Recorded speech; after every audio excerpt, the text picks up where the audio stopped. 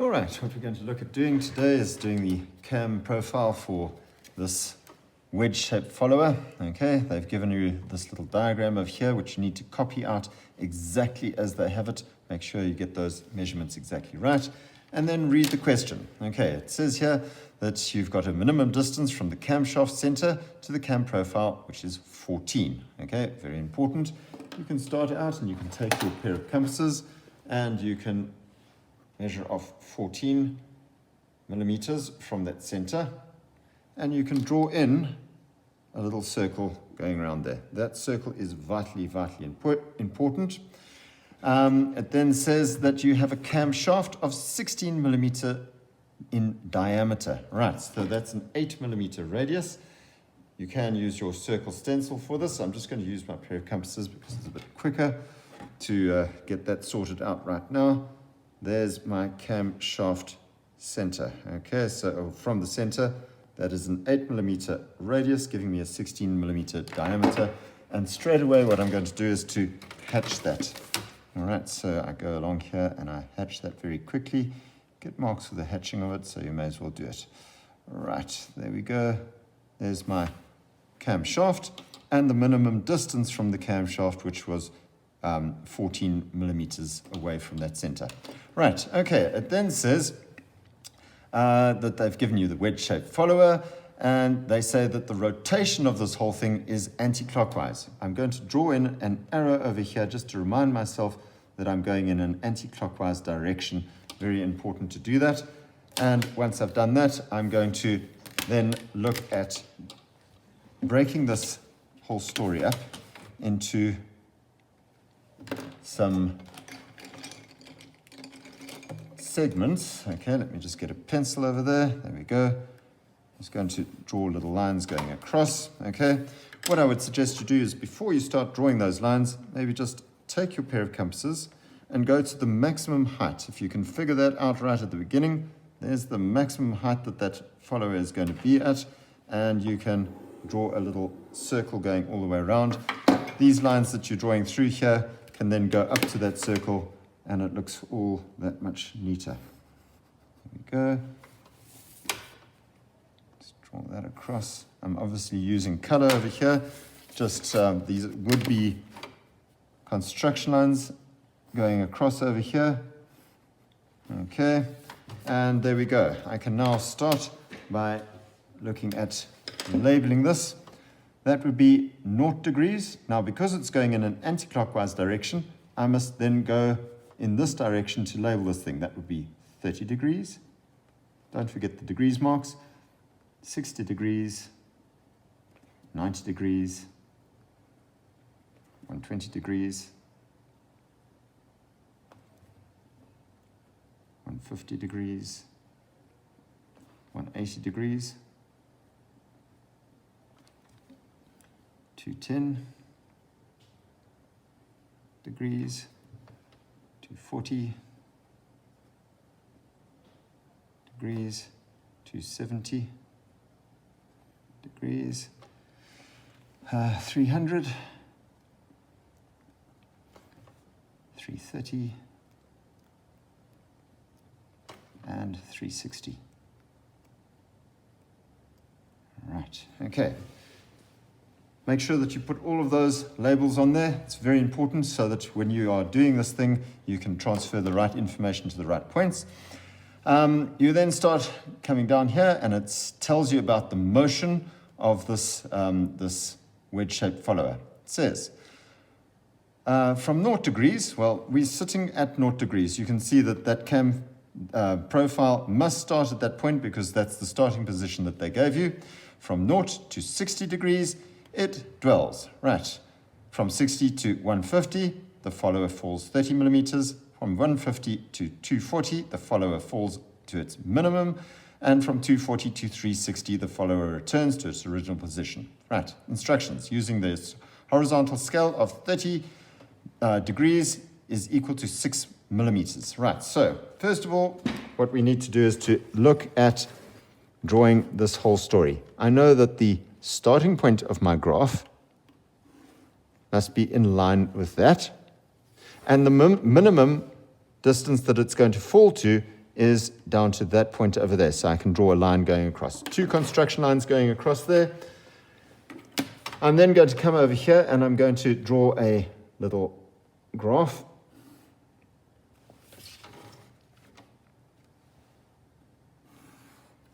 And on that little graph over there, I'm going to measure off. It says that I must use a scale 6 millimeters is equal to 30 degrees. Now, there are 12 segments in this thing, so I need to draw a little line coming out over here. And I'm going to break that up into 12. Okay, so I take my pair of compasses, set to any measurement, and I go 1, 2, 3, 4, 5, 6, 7, 8, 9, 10, 11, and 12. Right? I then measure along here 72 millimeters. The reason being is that 12 multiplied by 6 gives you 72. So I take my pair of dividers and I measure off accurately, make sure that that measurement is really accurate, and measure off 72 millimeters there. Once you've got that in place, I can then take my 2 set squares and I'm going to use that wonderful little thing where you draw parallel lines. Now, you don't need to necessarily draw the whole line, okay? I can draw a line going from there to there and a line going from there to there, but don't necessarily need to do that. Just make little ticks where it crosses and you'll have less mess on your drawing. So just make little ticks where it's crossing, and those little ticks that you are doing there, if you've worked accurately, you should find that they are all exactly 6 millimeters apart from each other, which will make your drawing nice and neat. There we go. 6 millimeter little lines. Once you've got that in place, you can now draw some lines going up over here.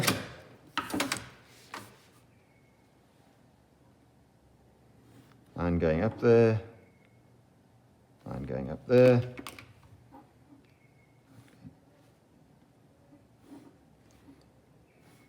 Okay. Fast as you can. Don't waste your time too much.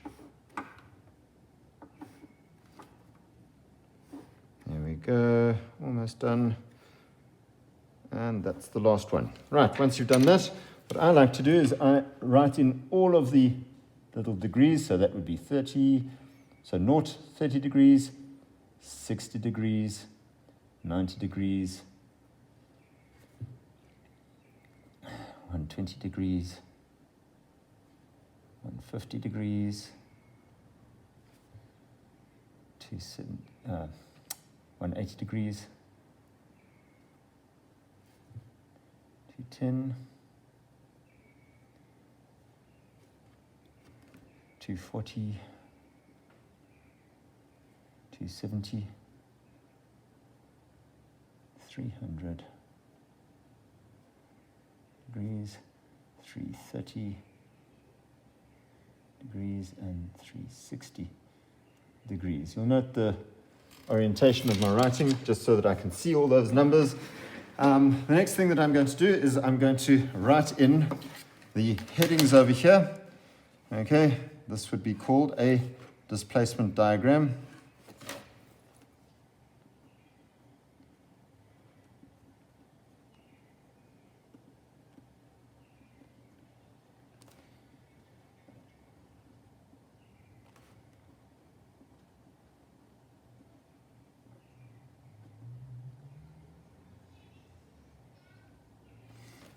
Okay, this over here is displacement in millimeters.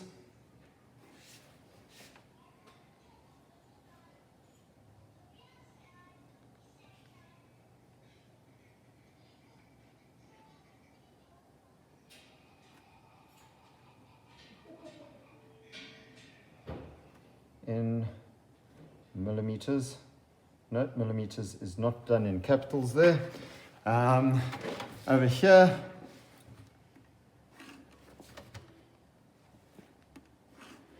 you need to write another little heading over there and write in the scale over here.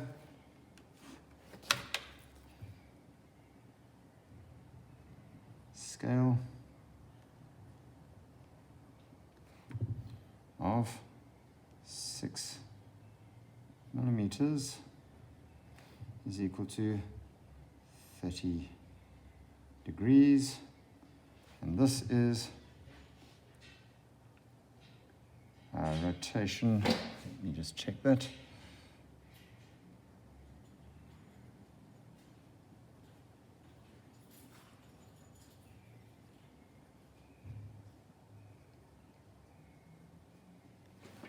Rotation in degrees.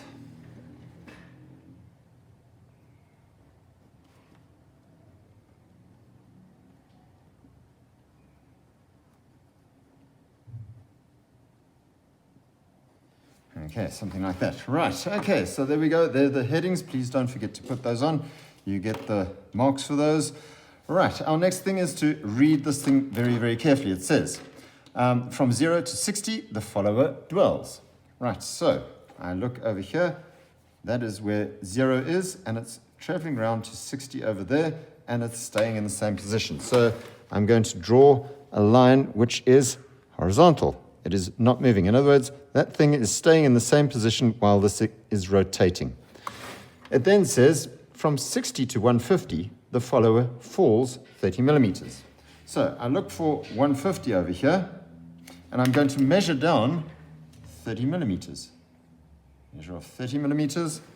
There's 150, and I measure from the top there down 30 millimeters. And I can now draw a line going down from there to there. Right. It then says, from 150 to 240, the follower falls to its minimum. Now we know where the minimum is. It's over there. And we look for 240. Right? At that point over there, I need to join up 150 to 240.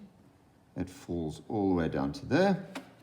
And then it says from 240 to 360, the follower returns to its original position. There is its original position, and I draw a line going straight the way up there. Right, there is everything that I need on that graph, and I now can start transferring that information onto this displacement diagram. All right, let's draw the CAM profile from the displacement graph. Okay, so there's my displacement graph. I'm going to extend my pair of compasses out straight away to where it says 0. Now, if you look at this, the displacement graph says that it stays at that height until 60. So for that to happen, I'm going to draw just a plain arc going straight around like that, because if that wedge-shaped follower follows that, it's going to stay in the same position. It then drops down to 150. Now, how do I do that? I'm going to take lines coming across from this point over here, which is on the 90 degrees. I'm now going to take my pair of compasses. I'm going to set that to that height over there. And I'm going to wind that round to where it says 90 degrees. Make a little mark there. Now you can, it's a very good idea to actually draw that whole arc going around there, but make sure that you mark it at 90 degrees. Okay?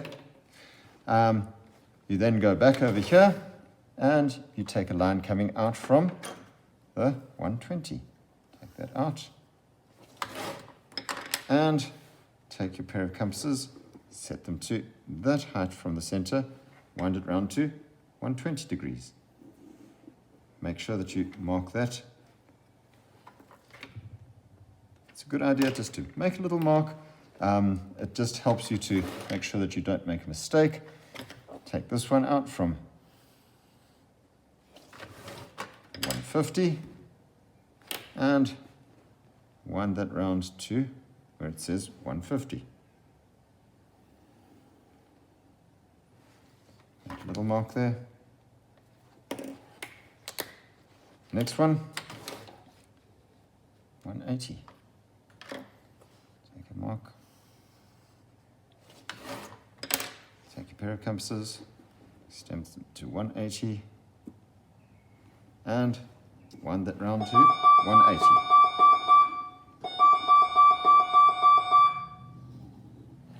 Okay, and make a little mark. 210, take that out.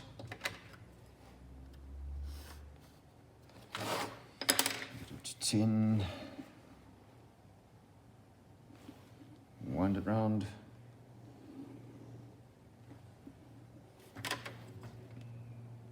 210, okay, and then we are at 240. Now 240 is that mark over there. We know that. Let's have a look and see what happens there.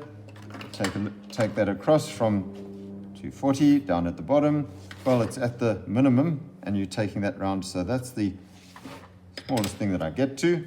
I then go to 270. Okay, it's going to start rising. Use a different color here. Taking that across. 270. Wind that all the way around to 270. Make a little mark. 300.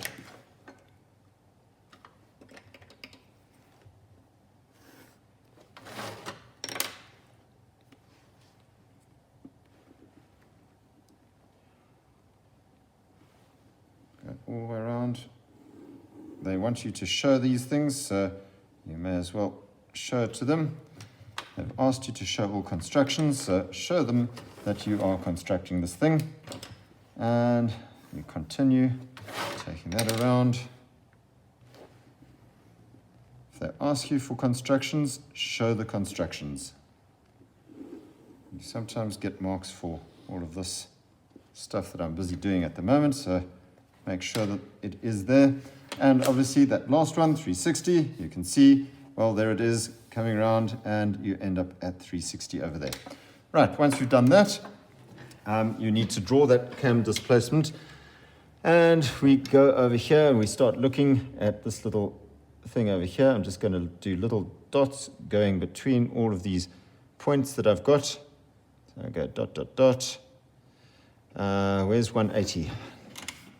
180 is on that little point over there. Remember, I said just make little dots so that you know where you're going to.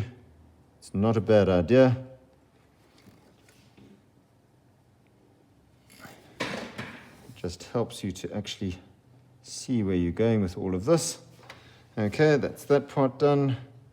Dot, dot, dot, dot, dot, dot, dot, dot, dot, dot, dot, dot, dot, dot, dot, dot, dot, dot, dot, using little dots over here just to get a more or less an idea as to what that cam profile looks like. Once they're in place, I can then draw in that cam profile. You can use your French curves or those flexi curves or whatever else you have, or you can freehand it. If you can do it freehand, it'll save you a whole lot of time. What's often useful is to take the page off the board and to freehand it while the page is loose. It's sometimes much easier to do it that way. Right, there we go. There is the cam profile, and I think that I need to label this over here. Don't forget the label. Let's draw two construction lines over here, and you can write what this thing is: displacement diagram.